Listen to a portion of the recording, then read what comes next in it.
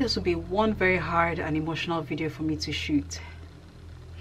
But guys, I just plead with you to be patient with me as I reel out my thoughts. And so, a few minutes ago, not too long ago, the UK Prime Minister announced that the UK is now on lockdown. Please permit me. The UK is now on lockdown. The country has recorded 335 deaths as of today. Not a very good number to be talking about. These are actual human beings. But how did we get here? Let me tell you. I have only recently moved to the UK. Less than 4 months I've lived here. Not such a long time to create an impression of country. But I've been observing a lot of things, and one thing that I have been intentional with observing is the attitude of people. And at this point, I have to say that it's been very lackadaisical and selfish. Other countries around us had placed precautionary measures in order to control the spread of this virus, the COVID-19 virus. Measures such as banning people from walking unnecessarily on the street, shutting down borders, or take out, for instance, our neighbors here, the Irish people had to suspend the St. Patrick's Day parade that they had a few weeks ago just because they noticed that their numbers were rising. But then people here were acting as if their blood is bluer than the rest of the world. It doesn't concern us. They should deal with their problems. Countries like Spain, South Korea, Italy, China had warned us months ahead of time about this looming crisis that we have found ourselves today. Now, my bed behind me, you might wonder, why is it in that state? That's because if this is your first time watching any of my videos, my partner, whom I talk about most of the time, is a doctor. And tonight he's on call, so he just left a few minutes ago. And that's been a frequent occurrence in my house for some time now. Because the healthcare system has been stretched way beyond its borders. People have had to take extra shifts, just like himself, in order to hold the fort for their colleagues who have fallen ill suddenly. People have had to self-isolate because they have noticed some symptoms. And so the other ones have to stretch themselves by taking extra shifts and working extra hours. And so I just get to wonder at this time how exactly we're going to manage this crisis. Now, I was actually about to sleep, but something triggered me and I had to jump from my bed here. And it was a comment on my YouTube, one of my YouTube videos. I'm very good at ignoring racist comments. I'm an African girl and I've done YouTube for a very long time. And I receive really good comments, and I have to commend everyone who leaves them on my channel. But then again, I receive a lot of racist comments.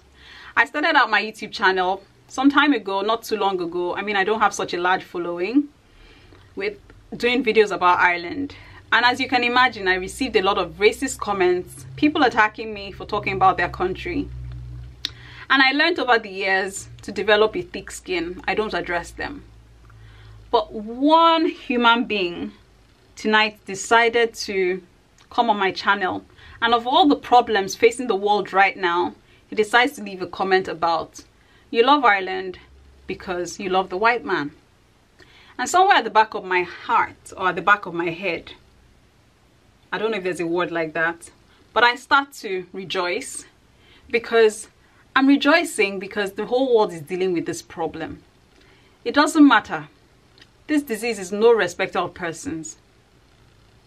Whether you're black, white, African, green, Asian, whatever you choose to call yourself, we are all dealing with this equally. Now, I witnessed the Ebola times 5 years ago. That was when I did my first international trip. And you can imagine, as an African girl traveling to Europe, I was so thrilled. I was so excited. And coming here at the airport, my excitement was dashed by some poster that I got to notice plastered around the airport in different corners, with my country's name and some other countries written boldly across them. Now, the writing was for the Ebola virus, and so I was here and I didn't exactly deal with Ebola in Africa.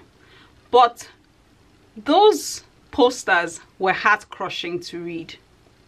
They were talking about if you're coming from any of these countries from West Africa and you notice any of these symptoms, high fever, headaches, nose bleeding, please report yourself to these numbers on the posters. And it only gets me to wonder what exactly will happen at this point. Are we all going to be posting our names across all the airports, or are we just going to act like, okay, it's affected some Caucasians, so it's a disease that the whole world has dealt with, and so it shouldn't be talked about so often, or it shouldn't be talked about so loudly, because, I mean, that was in Africa and they just had to deal with their problems.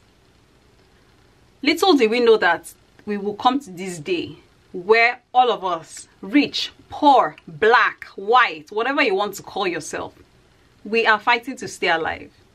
We are fighting to protect ourselves. And it doesn't matter the color of your skin, because the doctor who's working in the hospital right now is trying to save the life of somebody there who is probably from another race. And it doesn't matter, because you're lying on that bed and you are so helpless, trying to stay alive. And that is all that matters. Now, I'm a Nigerian girl. And if you do not know anything about Nigeria, we are very religious people, or at least we think we are. Now, some time ago, some few days back, last week, the country, the government decided to declare that people should stay indoors on Sunday, because of course they know that on Sunday, lots of people want to go to church. So social gatherings were banned, people were told not to go to mosques. And of course, I decided to call my mom, because I knew that she would love to go to church on Sunday, because it's Modern Sunday. So I called her, and as you can imagine, I told her, Mommy, please stay at home. You don't need to be outside. You're way beyond 60. And right now, we're hearing that you guys are the ones who are more vulnerable to this disease. But to my disappointment, when I called her in the evening, she went to church. She went to church, and she told me that it was because they told them 10 people can attend the gathering. As long as you're not more than 10 people, as long as you're not more than 50 people in the room, you're fine. But for how long are we going to live this way? For how long are we going to keep doing only 10 people can stay here, only 5 people can stay here and do fellowship? Now, right now, it's not about the number of prayers you've prayed. It's not about the number of pastors you know. It doesn't matter right now, because if you are not doing the right thing, you are going 6 feet under without any apologies. And guys, I worked in the Nigerian healthcare system, and I know how porous and unmotivated we can be there. I never saw a hand sanitizer in the hospital for all the years that I worked there. I probably washed my hands with soap here in the hospital, but I never observed any hand sanitizers hung around the walls in the hospitals that I worked in. Which of course is poor medical practice, but we've lived that way for years and it's been the norm. And so having been or found myself in this part of the world where they call developed country, and I see the way they are having to deal with this virus right now, I can't begin to express to you the fears that I feel for my own people in Nigeria. Because first of all, we can be very, very nonchalant about a lot of things, including things like this. And we can focus our attention on things that do not matter, like materialism. But I just hope that at the end of at least this year, by the time all of this corona story is over, all of us can actually sit down and talk about the time when we faced this crisis and were able to beat this virus. Rich, poor, black, white. This disease has come to show us that we all have the same blood flowing through our veins, and we all very much susceptible and vulnerable to its clutches. Everybody is trying to close their borders and prevent the further creeping in of this disease. And at this point, I guess we'll all probably look back at these times of our lives and tell this story one day. Hopefully we all get to see the end of 2020 alive. Thank you.